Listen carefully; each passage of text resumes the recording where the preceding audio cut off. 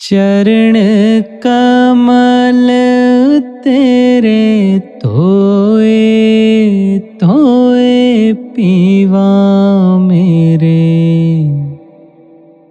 सतगुर दीन दयाला,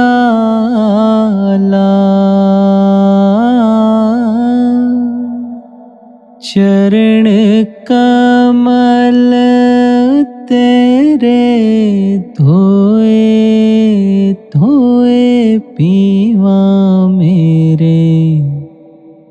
सतगुर दीन दयाला।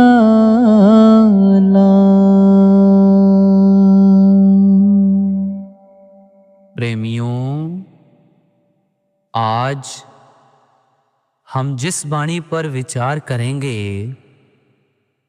इस वाणी पर शब्द तो आपने बहुत बार सुना है। आज हम इसकी एक एक पंक्ति पर विचार करेंगे। यह वाणी श्री गुरु अर्जुन देव जी महाराज जी की है।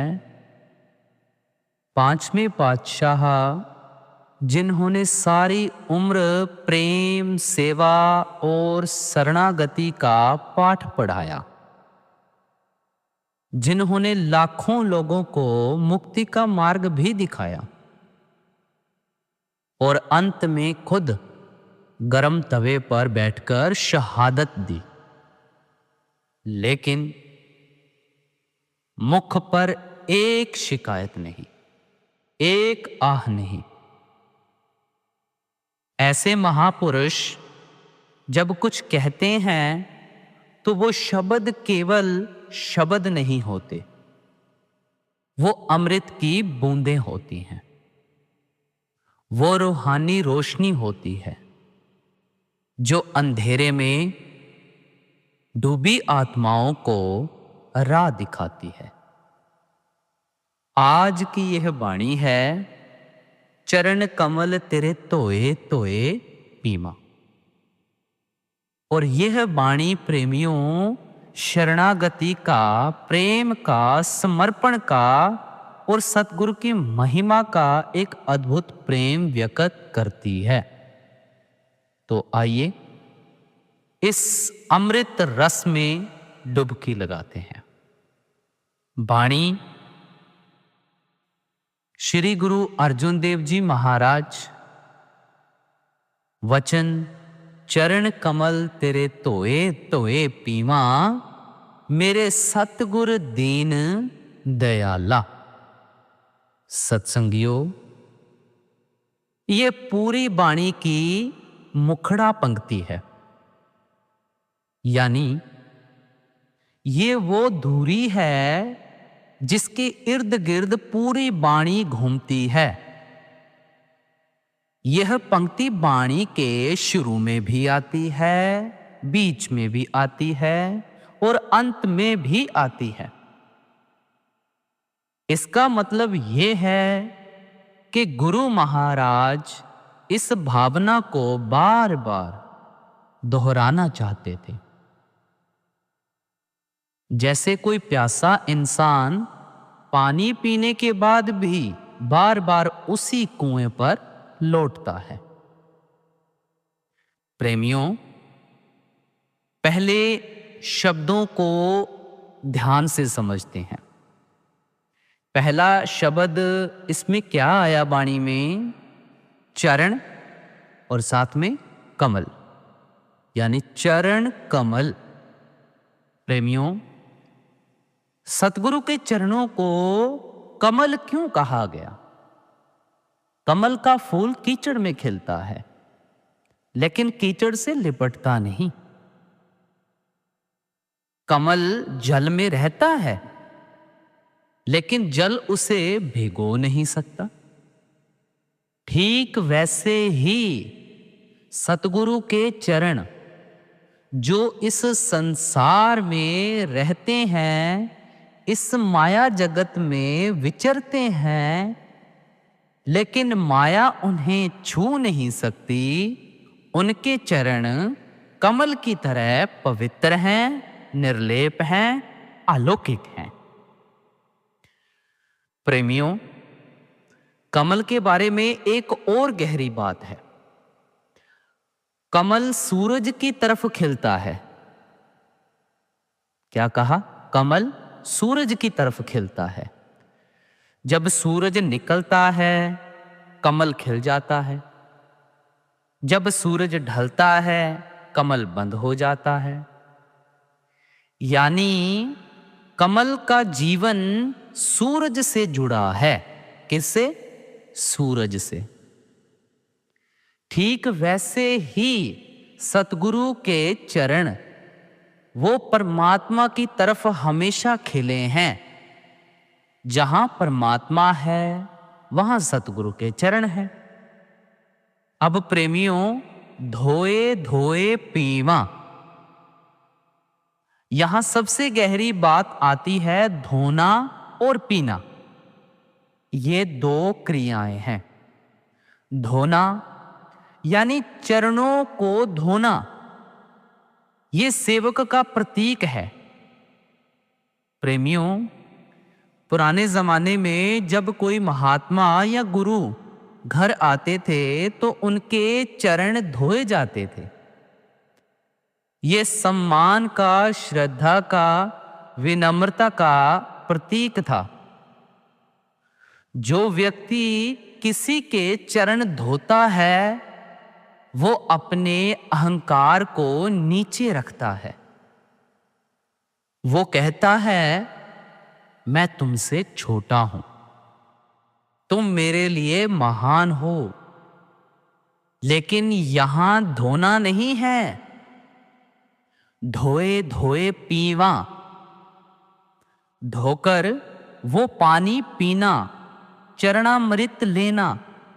अब ये साधारण पानी नहीं रहा। जब किसी महापुरुष के चरण उस पानी में पड़े हों तो वो पानी अमृत बन जाता है।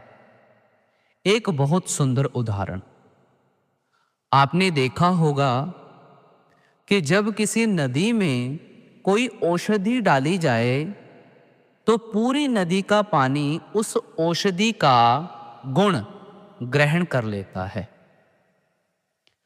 अगर तुलसी डाली जाए तो पानी में तुलसी का गुण आ जाता है।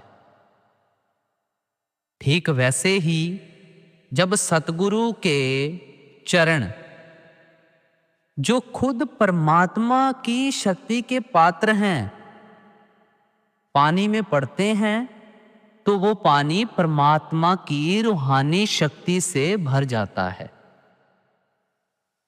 उसे पीने से आत्मा को पोषण मिलता है, आत्मा को शांति मिलती है। लेकिन एक और भी गहरी बात है। धोए धोए, बार बार धोना। क्यों? एक बार धो लिया, पी लिया, बात खत्म नहीं। गुरु महाराज कह रहे हैं, मैं बार बार धोता हूं, बार बार पीता हूं। ये एक निरंतर प्यास का बयान है। ये एक ऐसी प्यास है जो बुझती ही नहीं। लेकिन ये प्यास कष्ट नहीं देती, ये प्यास आनंद देती है। दुनिया में दो तरह की प्यास होती है। कितने तरह की? दो तरह की। एक प्यास वो है जो तड़पाती है, जैसे रेगिस्तान में पानी की प्यास। जितनी देर पानी नहीं मिलता उतनी तकलीफ, और जब पानी मिलता है तो प्यास बुझ जाती है। दूसरी प्यास वो है जो जितनी बुझती है उतनी और बढ़ती है। लेकिन ये बढ़ना तकलीफ दे नहीं होता, ये बड़ा आनंददायक होता है। ये है प्रेम की प्यास, सतगुरु के चरणों की प्यास। जब कोई सच्चा प्रेमी अपने प्रियतम से मिलता है एक मुलाकात के बाद क्या प्यास बुझ जाती है? नहीं, बिल्कुल नहीं। एक मुलाकात के बाद और ज्यादा मिलने की इच्छा होती है। ठीक वैसे ही गुरु महाराज कह रहे हैं, मैं पीता हूं और पीता हूं और पीता हूं, ये प्यास कभी खत्म नहीं होती और ना मैं चाहता हूं कि ये खत्म हो। मेरे सतगुरु दीन दयाला। और अंत में एक गुण बताया सतगुरु का, दीन दयाला, दोनों पर दया करने वाला। यह बहुत महत्वपूर्ण शब्द है। दीन, दीन का अर्थ है गरीब, असहाय, बेबस, जिसके पास कुछ नहीं। और दयाला यानी जो दया करे। अब सोचिए प्रेमियों, परमात्मा तो सर्वशक्तिमान है, उसे किसी की जरूरत नहीं, वो किसी पर निर्भर नहीं, लेकिन उसने ये खूबी अपने अंदर रखी है, दीन दयाला। जो गरीब है, जो असहाय है, जो टूटा हुआ है, जो हारा हुआ है, उस पर वो खास दया करता है। एक बहुत सुंदर उदाहरण, आपने देखा होगा कि जब किसी मां के कई बच्चे होते हैं तो वो सबसे कमजोर बच्चे पर सबसे ज्यादा ध्यान देती है। जो बच्चा बीमार है उसे सबसे ज्यादा प्यार मिलता है। जो बच्चा दौड़ नहीं सकता, चल नहीं सकता, मां उसे गोद में उठाती है। यही है प्रेमियों, दीन दयाला का भाव। परमात्मा उन्हीं की तरफ सबसे पहले दौड़ता है जो खुद को सबसे कमजोर मानते हैं, जो अपने अहंकार को छोड़ देते हैं, जो कहते हैं मैं कुछ नहीं हूं, तू सब कुछ है। इसलिए गुरु महाराज ने ये पूरी बाणी लिखी है। इसमें उन्होंने खुद को छोटा बताया, सतगुरु को बड़ा बताया। यह विनम्रता का अभ्यास है, यह अहंकार के विसर्जन का अभ्यास है।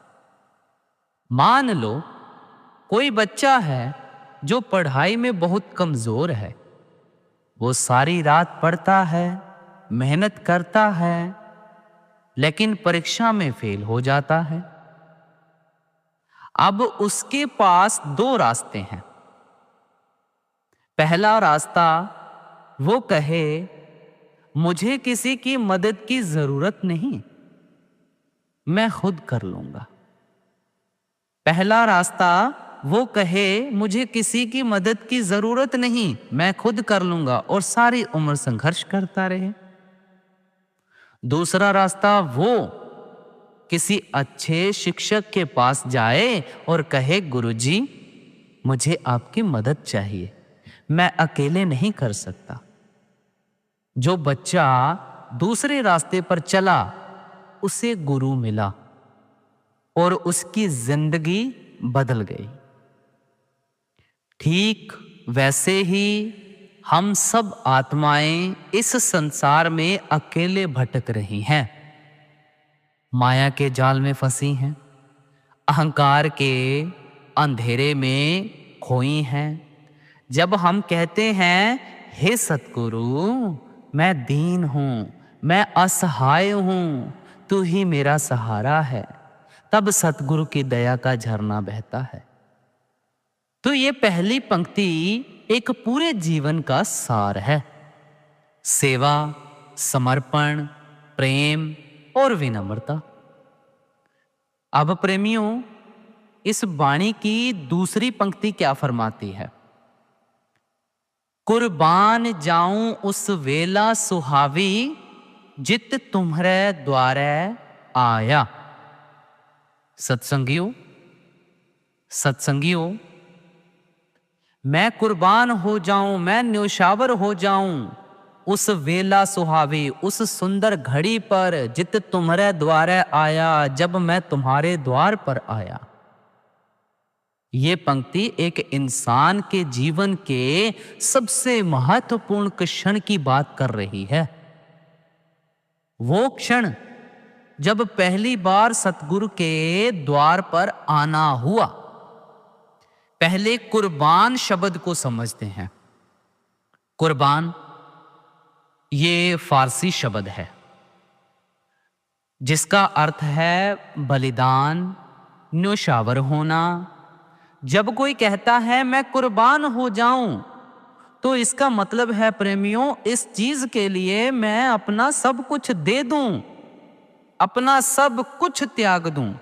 अब सोचिए, गुरु महाराज किस चीज पर कुर्बान होने की बात कह रहे हैं? एक घड़ी पर, एक पल पर, एक समय पर, जब वो पहली बार सतगुरु के द्वार पर पहुंचे। ये कितनी गहरी बात है ना। दुनिया में लोग जमीन जायदाद पर कुर्बान होते हैं, पैसे पर कुर्बान होते हैं, बड़े महलों पर कुर्बान होते हैं, लेकिन गुरु महाराज कह रहे हैं मैं उस पल पर कुर्बान हो जाऊं, उस एक घड़ी पर कुर्बान हो जाऊं जब मेरी आत्मा पहली बार अपने असली घर की तरफ मुड़ी।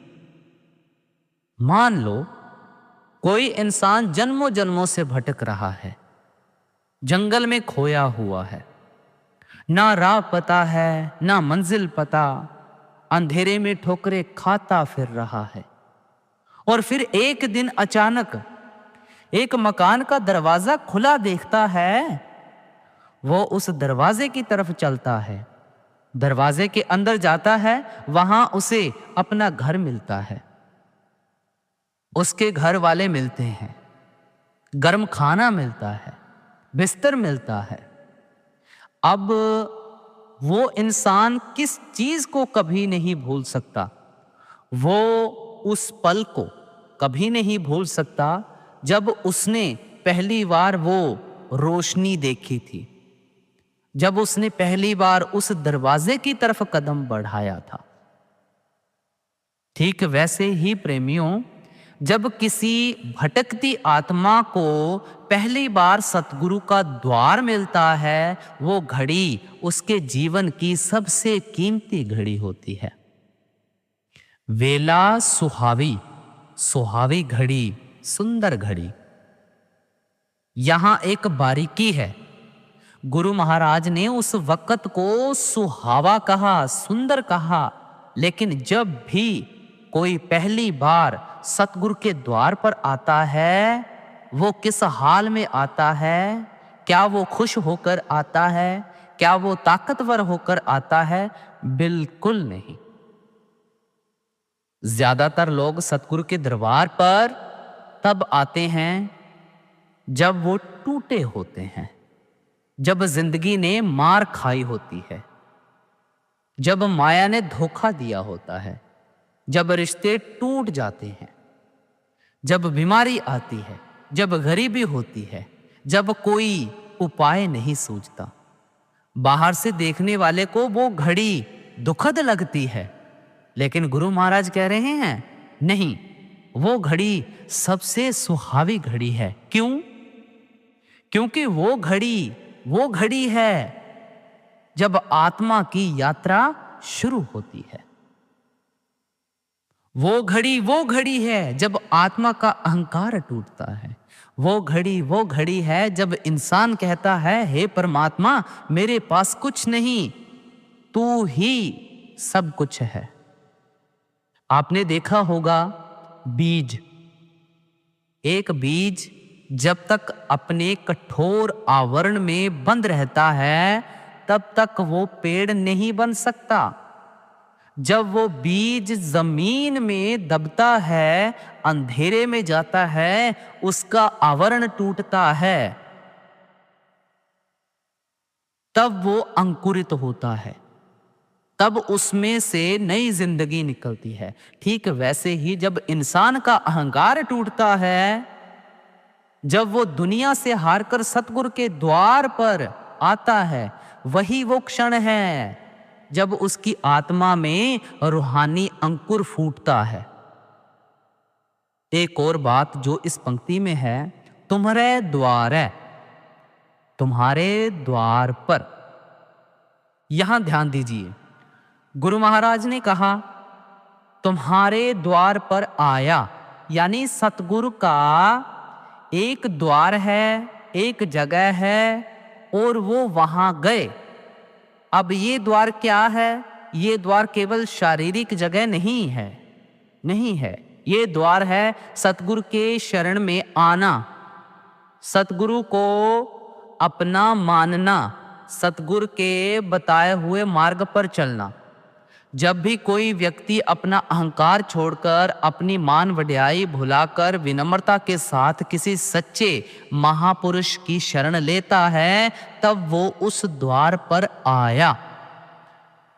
और यही वो घड़ी है जिस पर गुरु महाराज कुर्बान हो जाते हैं। बहुत से लोग आज सत्संगों में आते हैं, उनसे पूछो कब आना हुआ, कैसे आना हुआ। कोई कहेगा जब मेरा बेटा बीमार था तब कोई यहाँ लाया, कोई कहेगा जब मेरा धंधा डूब गया तब आया, कोई कहेगा जब घर में क्लेश था तब आया। और आज वो सब कहते हैं उस दुख का शुक्र है जो हमें यहाँ ले आया। वो दुख नहीं था, वो नेमत थी, नेमत। वो तकलीफ नहीं थी, वो परमात्मा का बुलावा था। प्रेमियों, यही है वेला सुहावी, वो सुंदर घड़ी जब परमात्मा अपनी रहमत से किसी आत्मा को अपने द्वार तक ले आता है। यही है वेला सुहावी। चरण कमल तेरे तोए तोए पीमा, मेरे सतगुरु दीन दयाला। सत्संगियों, जब वाणी में मुखड़ा बीच में फिर से आता है ना, तो वो एक संदेश देता है। ऊपर हमने पढ़ा, मैं तुम्हारे द्वार पर आया, और उस आने की घड़ी पर मैं कुर्बान हूं। अब गुरु महाराज कह रहे हैं, आने के बाद क्या किया? आने के बाद सेवा की, चरण धोए, वो पानी पिया, प्रेम से भीग गए। यानी पहले द्वार पर आना हुआ, फिर सेवा में लग गए। ये क्रम बहुत महत्वपूर्ण है। पहले शरण लो, फिर सेवा करो। और ये सेवा केवल बाहरी नहीं है, ये भीतरी सेवा है। सतगुरु की शिक्षाओं को जीवन में उतारना यही असली सेवा है। सतगुरु के बताए हुए मार्ग पर चलना यही चरण धोना है। अब प्रेमियों, इस वाणी की तीसरी पंक्ति, पार ब्रह्मा परमेश्वर सतगुर आपे करने हारा, यहां सतगुरु की महिमा बताई जा रही है। और इसे समझने के लिए कुछ शब्दों को गहराई से देखना होगा। प्रेमियों, पार ब्रह्मा, पार ब्रह्मा वो ब्रह्मा जो सबसे परे है, जो हर सीमा से आगे है। हिंदू दर्शन में ब्रह्मा, विष्णु और शिव 3 देव हैं, लेकिन इनसे भी परे जो शक्ति है, जो इनको चलाती है, वो है पार ब्रह्मा। वो निराकार, अजन्मा, अविनाशी शक्ति, परमेश्वर, सबसे बड़ा ईश्वर। परम का अर्थ है सर्वोच्च। परमेश्वर यानी जिससे बड़ा कोई नहीं। सतगुरु, और ये सब गुण किस में समाये हैं? सतगुरु में। गुरु महाराज कह रहे हैं, मेरे सतगुरु कोई साधारण इंसान नहीं है, वो पार ब्रह्मा हैं, परमेश्वर हैं। यहां एक बहुत गहरा रूहानी सत्य छुपा है। क्या कोई मनुष्य पार ब्रह्मा हो सकता है? जी हाँ, लेकिन वो मनुष्य जिसमें मनुष्यता का अहंकार खत्म हो गया हो, जिसमें मैं नहीं बचा, जिसके भीतर केवल परमात्मा ही परमात्मा है। जैसे एक मिट्टी का दिया, वो मिट्टी का है, लेकिन जब उसमें घी भर जाए, वो बाती जल जाए, तो उससे जो रोशनी निकलती है, वो रोशनी मिट्टी की नहीं है, वो रोशनी आग की है। दिया माध्यम है, रोशनी परमात्मा है। ठीक वैसे ही सतगुरु का शरीर मनुष्य का है, लेकिन उनके भीतर जो चेतना है वो परमात्मा की चेतना है। इसलिए सतगुरु को पार ब्रह्मा कहा गया है। आपे करने हारा, और वो खुद ही सब कुछ करने वाले हैं। ये बहुत महत्वपूर्ण शब्द है। आपे यानी खुद, अपने आप। सतगुरु किसी के मोहताज नहीं है, वो किसी से मदद नहीं मांगते, वो करने हारे हैं। जो कुछ भी होता है उनकी मर्जी से होता है।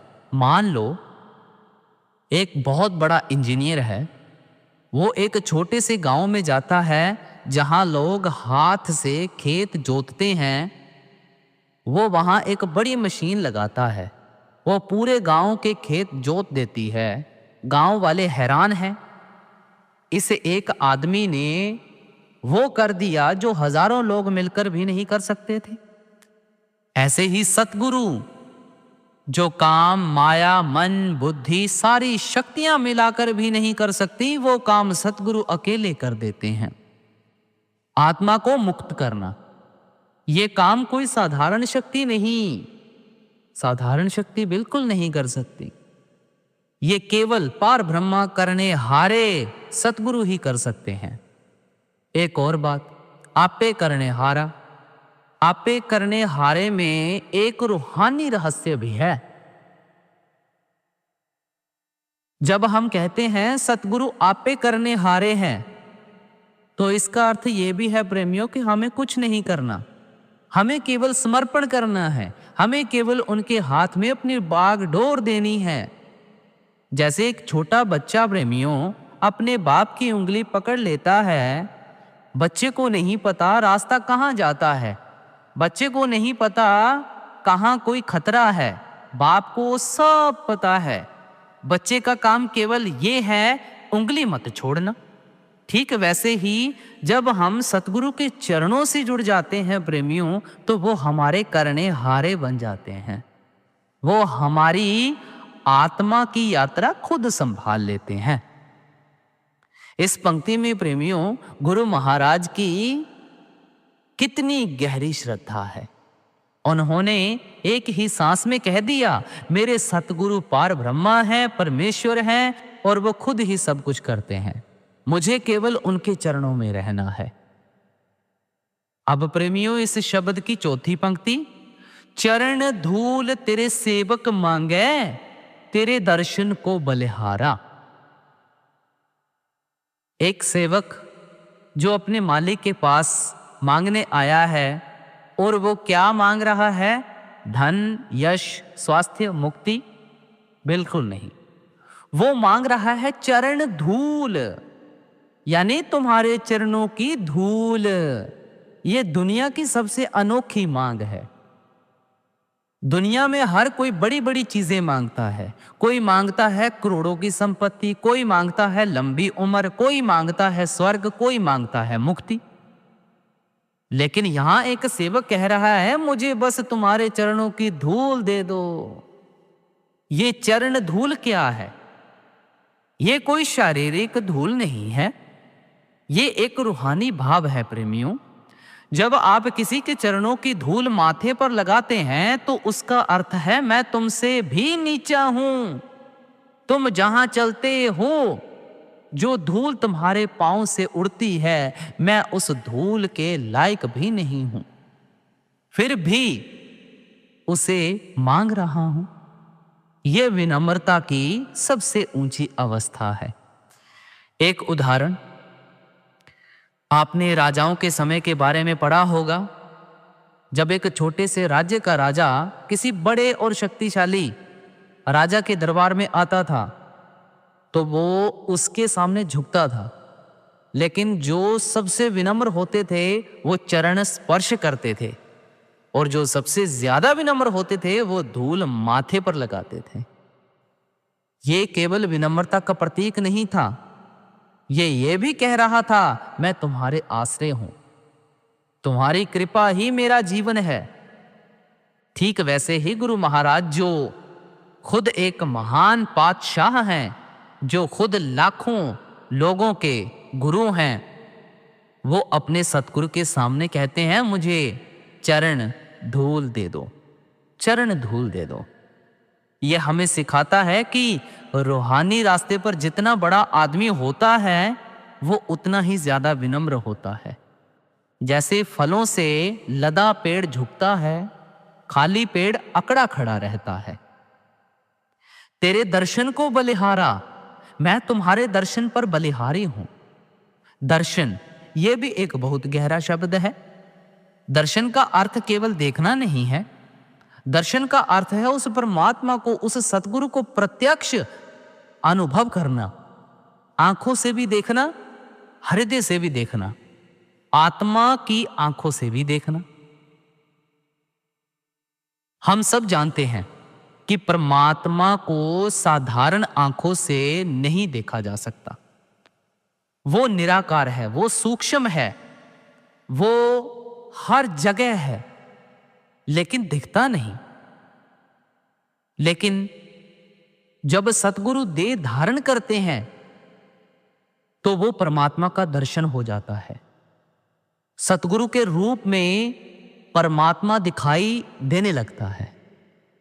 प्रेमियों, एक उदाहरण है, जैसे बिजली है, वो दिखती नहीं, लेकिन जब वो बल्ब में से गुजरती है तो रोशनी दिखती है।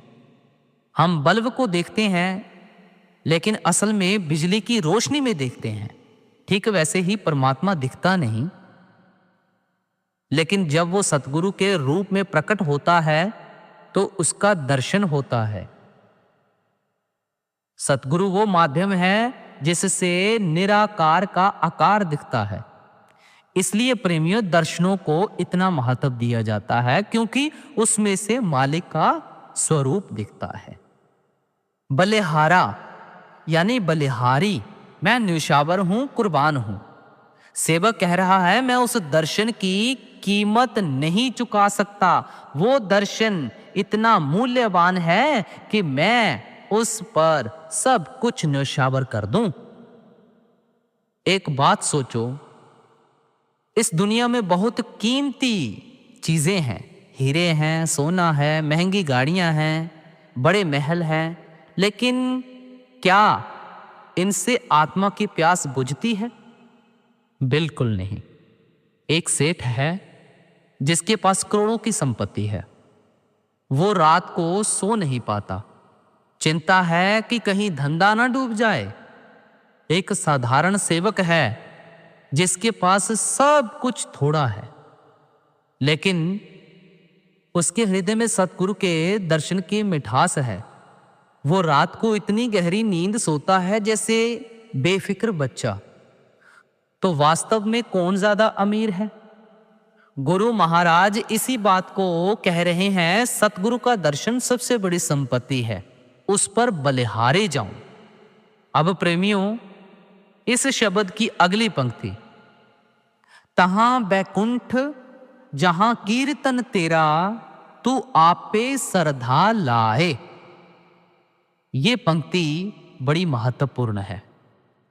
इसमें एक ऐसी बात कही गई है प्रेमियों, जो आज के युग में और भी ज्यादा प्रासंगिक है।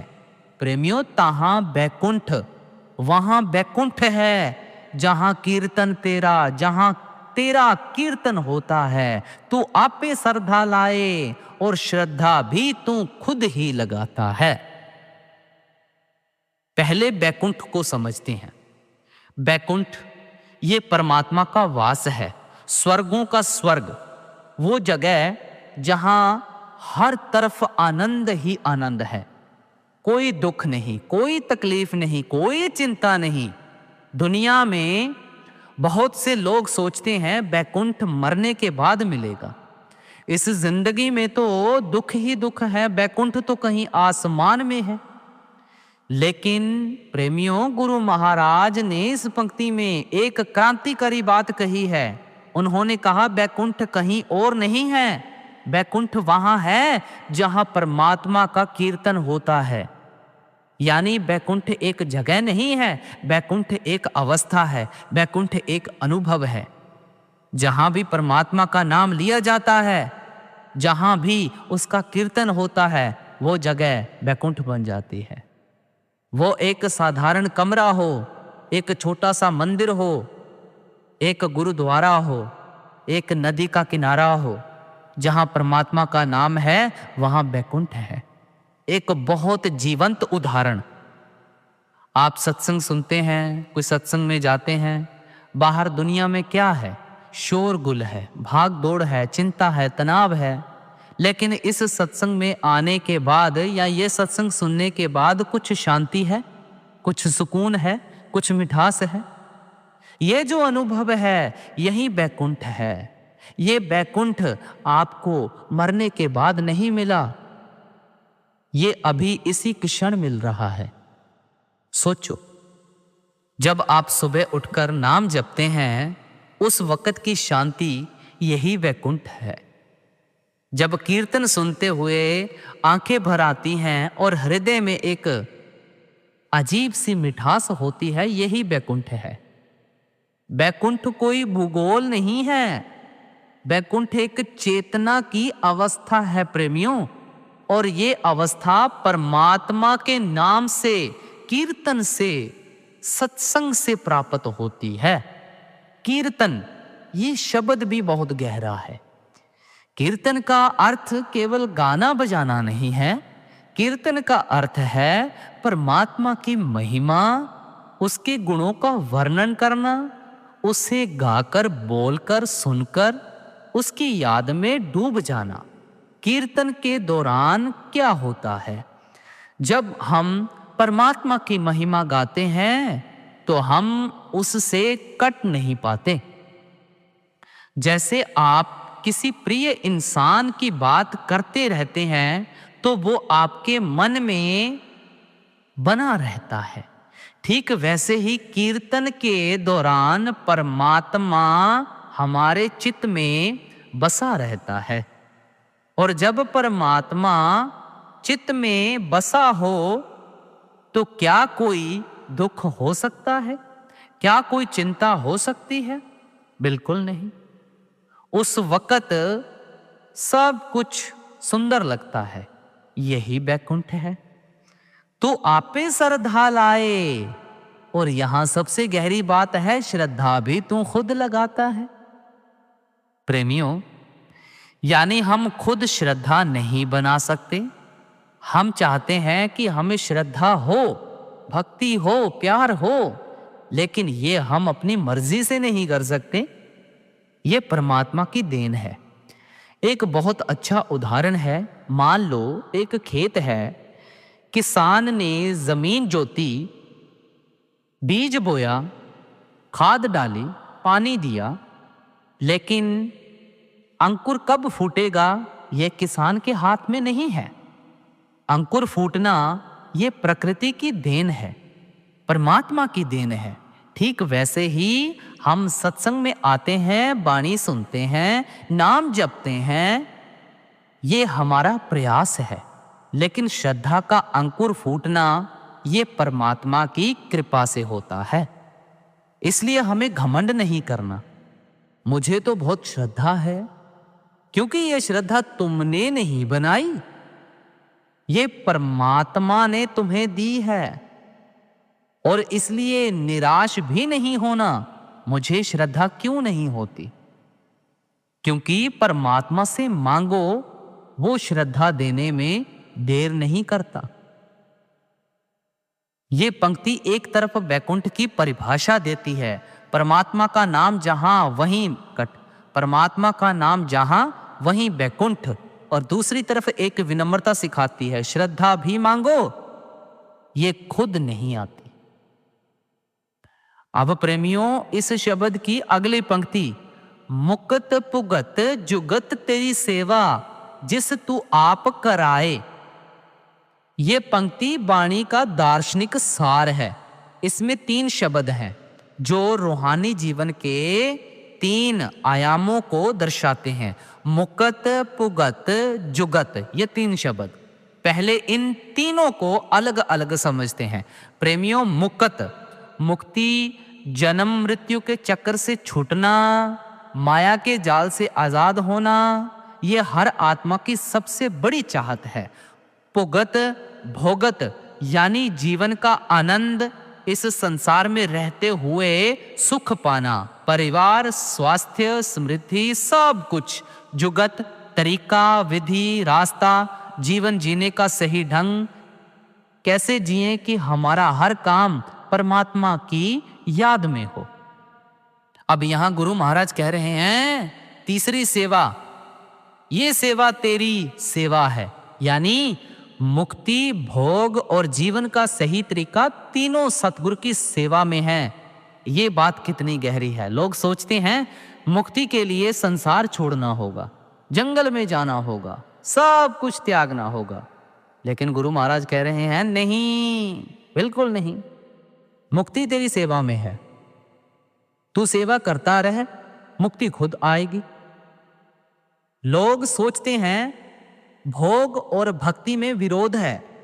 अगर मैं परिवार का आनंद लूंगा, दुनिया का सुख लूंगा, तो रूहानी नहीं हो सकता।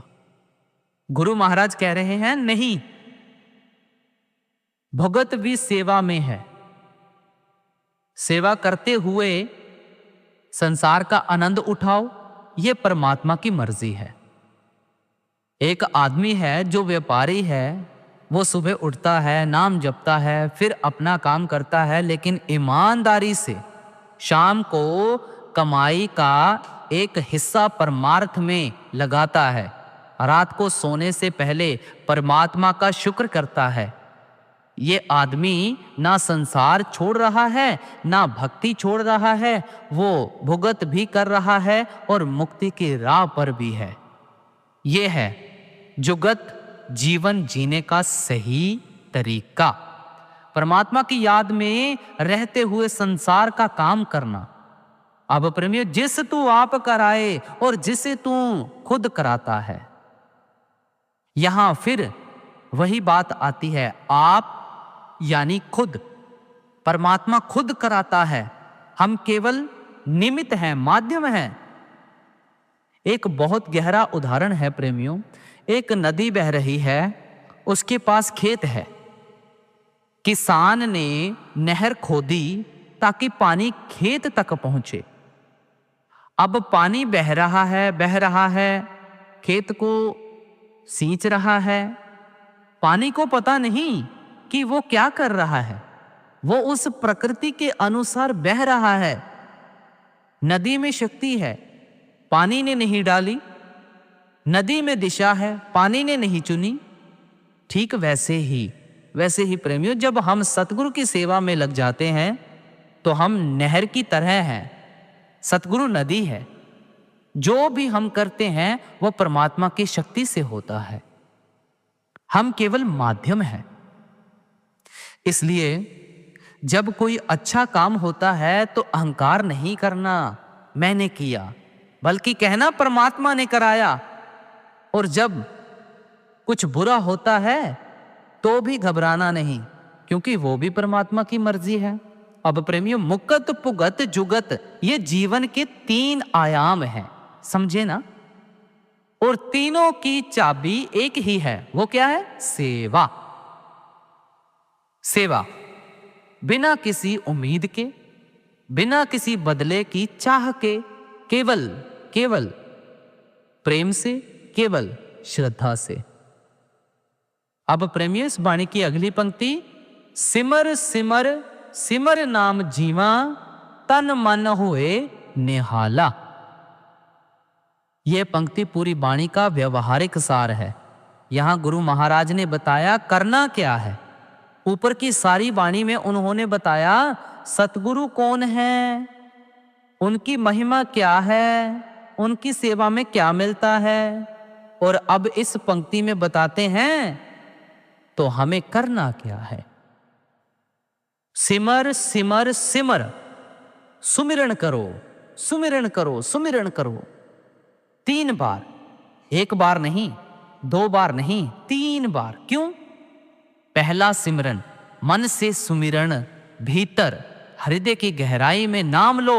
दूसरा सिमरन शब्द से सुमिरन, जुबान से वाणी से नाम लो।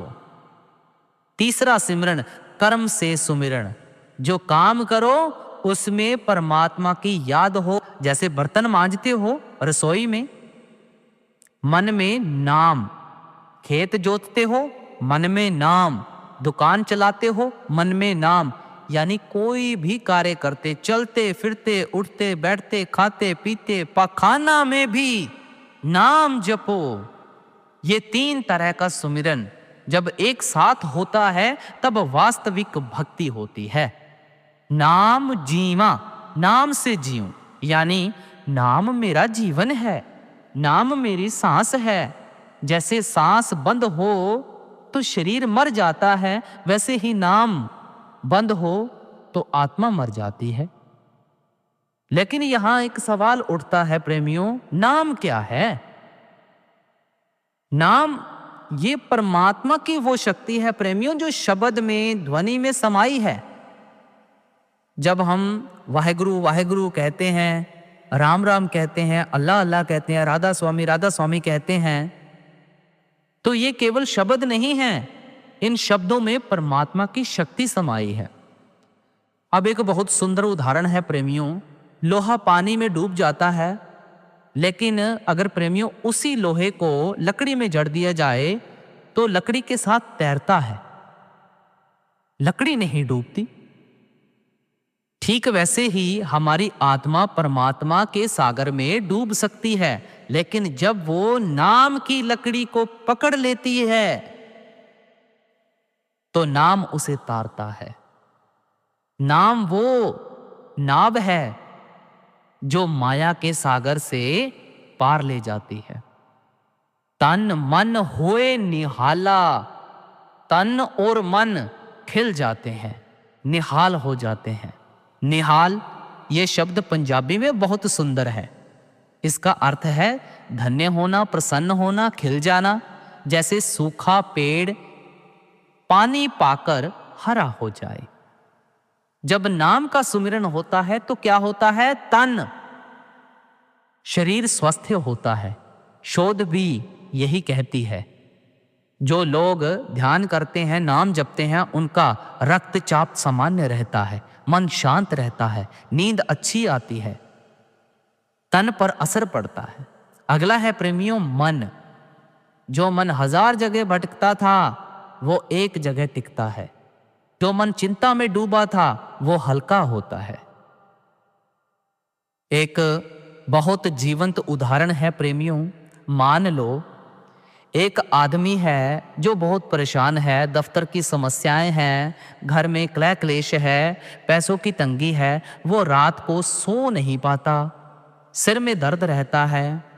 एक दिन वो बैठकर नाम सुनता है, आंखें बंद करता है, नाम के साथ जुड़ता है। क्या होता है? आधे घंटे बाद समस्याएं तो वही हैं, दफ्तर वही है, घर वही है, पैसे वही हैं, लेकिन वो इंसान बदल गया, उसका मन हल्का हो गया, उसके चेहरे पर एक सुकून है। यही है तन मन होए निहाला। समस्याएं खत्म नहीं हुई, लेकिन उन्हें झेलने की शक्ति आ गई। यही नाम की ताकत है। सुमिरन के बारे में एक और गहरी बात, गुरु महाराज ने सिमर 3 बार क्यों कहा? एक बार कह देते तो बात पूरी हो जाती। इसके पीछे एक रूहानी रहस्य है, समझो। पहला सिमरन सुनने से होता है। जब सत्संग में वाणी सुनते हैं, कीर्तन सुनते हैं, ये पहला सिमरन है। दूसरा सिमरन जपने से होता है, जब खुद जुबान से नाम लेते हैं। तीसरा सिमरन ध्यान से होता है, जब मन भी नाम में लग जाता है, जब भीतर बाहर एक हो जाते हैं। ये तीसरा और सबसे गहरा सिमरन है। तीनों एक साथ होंगे तब जीवन निहाल होगा, तन निहाल होगा, मन निहाल होगा। इसे उदाहरण से समझो। मान लो एक राग संगीत है, उसे 3 तरह से सीख सकते हो। एक, सुनकर, गुरु गाए तुम सुनो। दूसरा, गाकर खुद अभ्यास करो। तीसरा, महसूस करके, जब राग को केवल गाना नहीं बल्कि जीना, तब राग पूरा होता है। ठीक वैसे ही प्रेमियों, नाम को सुनो, जपो और जियो, तीनों मिलाकर पूर्ण भक्ति होती है। अब प्रेमियों, इस शब्द की अंतिम पंक्ति हमें क्या समझाती है? नानक को प्रभ बहे कृपाल, सतगुरु पूरा पाया। यह वाणी की अंतिम पंक्ति है और यह अंत नहीं है, बिल्कुल अंत नहीं है। ये एक महान अनुभव का उदाहरण है। पूरी वाणी में गुरु महाराज ने सेवा की विनम्रता दिखाई, सतगुरु की महिमा गाई, नाम जपा, और अब इस आखिरी पंक्ति में वो कह रहे हैं क्या मिला? नानक को प्रभु भये कृपाल। नानक पर परमात्मा कृपालु हो गए। यहां एक बात ध्यान दीजिए, गुरु अर्जुन देव जी 5वें पातशाह हैं। वो खुद अर्जुन हैं, लेकिन वाणी में उन्होंने नानक नाम लिया। क्यों? ये गुरु परंपरा की एक अद्भुत विशेषता है। सिख परंपरा में सभी गुरु साहिबान ने अपनी वाणियों में नानक नाम का उपयोग किया, क्योंकि सारे गुरु एक ही ज्योति के वाहक हैं। पहले से 10वें तक एक ही ज्योत, अलग अलग देह। जैसे एक दीपक से दूसरा दीपक जलाओ, रोशनी वही है, दीपक अलग है। ठीक वैसे ही गुरु नानक देव जी से जो रूहानी ज्योति प्रकट हुई, वही ज्योति गुरु अर्जुन देव जी में भी प्रकट है। तो जब गुरु अर्जुन देव जी कहते हैं नानक को, वो एक बड़े अर्थ में ये कह रहे हैं इस गुरु परंपरा के इस सेवक पर, इस यात्री पर प्रभु भय कृपाल, परमात्मा कृपालु हो गए। ये वाक्य बहुत छोटा है, लेकिन इसमें कितनी गहराई है। ऊपर सारी वाणी में गुरु महाराज ने सेवा की, विनम्रता दिखाई, प्रेम किया, और परिणाम क्या हुआ? परमात्मा कृपालु हो गए। ये वाणी का एक सूत्र है।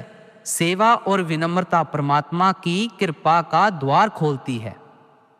अब प्रेमियों को बहुत सुंदर उदाहरण है। मान लो एक राजा है, उसके दरबार में बहुत सारे लोग आते हैं। कोई धन मांगता है, कोई पद मांगता है, कोई जमीन मांगता है, और एक आदमी आता है जो कुछ नहीं मांगता।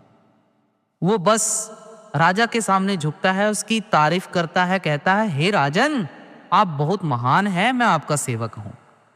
राजा का दिल भर आता है। वो उस आदमी को खुद बुलाता है और देता है वो सब जो कोई मांग भी नहीं सकता था।